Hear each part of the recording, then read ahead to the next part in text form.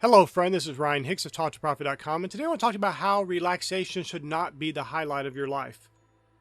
You know, it's very interesting. I get many people who will say, well, but you shouldn't work so hard, or they'll say, well, you got to work smarter, not harder. And of course, I've written a book about this, talking about you should work smarter and harder. But there's this idea that life exists to live for entertainment, for relaxation, for taking breaks, for vacations, for whatever it may be that is seen as non-work. That's generally how the average person defines it. Like, work is this thing over here in this category of bad things, but playing video games, watching movies, vacationing, sporting events, whatever, all this stuff is over here in this relaxation pool. And that's what you're really supposed to be living life for.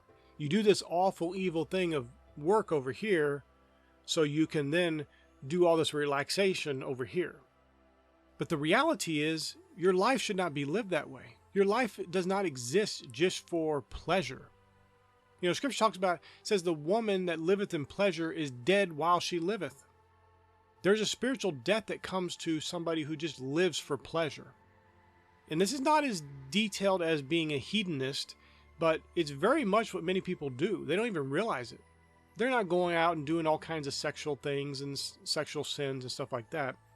They're not murdering. They're not, name a list of the worst sins. They're not doing those things. But they're doing a pretty evil thing in the fact that they literally take the life God's given them and throw it away on relaxing. Now, this is not to say, of course, that you can't relax. Of course, you have to relax. You should get some relaxation every night when you go to sleep. You shouldn't need all this mindless entertainment for your relaxation and vacationing to get away from your problems. You shouldn't need an escape from your problems. You should have your problems solved by faith in God. This is the victory that overcometh the world, even our faith. But many people aren't living that victorious life.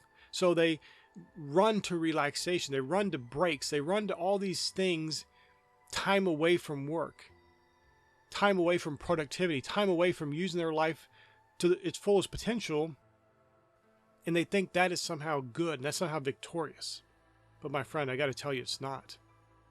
No one goes back when they're on their deathbed and looks back and, I'm sure glad I wasted all that time playing video games. I'm sure glad I wasted all that time watching thousands of movies. I'm sure glad I wasted time a few weeks ago binge watching some series. No one says that. They look at their accomplishments. They look at the family they raised. They look at all the blessings they had achieved in this life. Now, sure, some may say they wish they didn't work as much. But see, that's not work being the problem. That was them working inefficiently and not doing things in a way that brought out the best results. So they felt bad about it. They felt like I missed something there because I wasted all this time doing these trivial things when I could have been doing better things and then investing my time in my family or whatever it may be.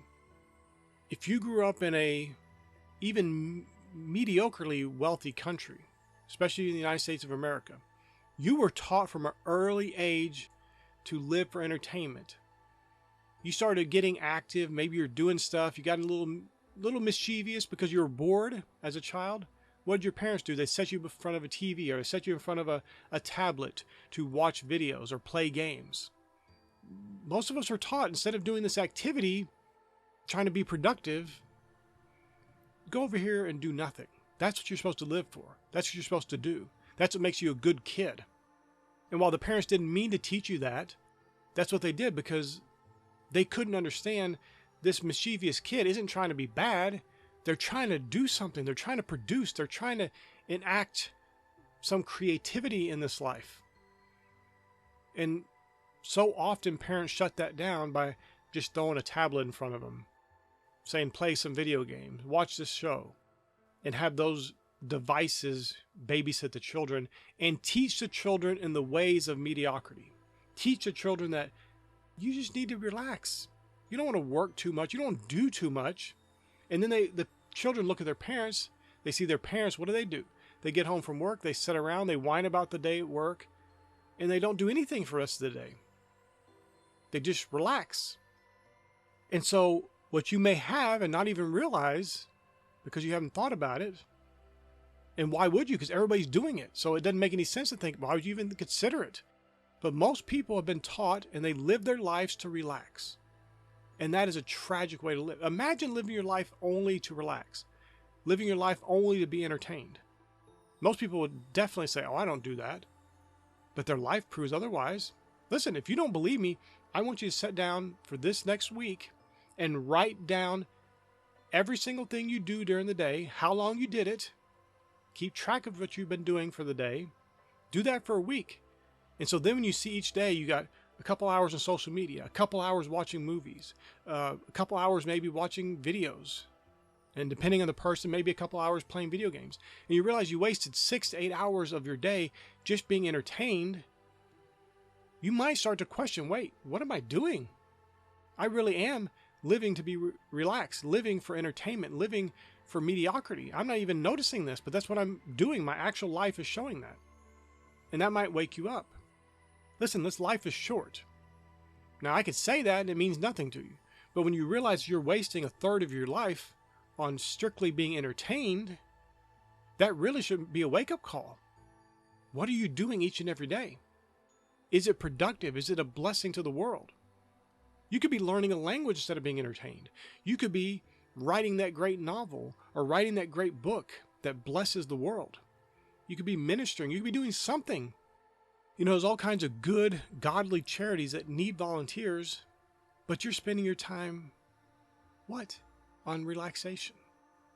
Not giving your all. Not taking this precious gift of life that you've been granted and using it to the fullest potential.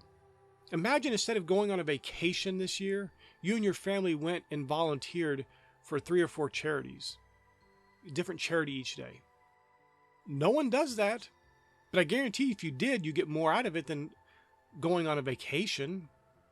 Not only just the fact you waste all that money on the vacation, on memories that fade pretty quickly, but you'd actually be producing and blessing someone else's life. So my friend, I want to encourage you, really take this up and write down what you're doing each day for a week and put the hours down, how much time you spent on social media and watching movies and playing video games and whatever relaxation you're doing. And really get into that and consider what you're doing with your life. This isn't to be nitpicky on people. It's really to help you wake up.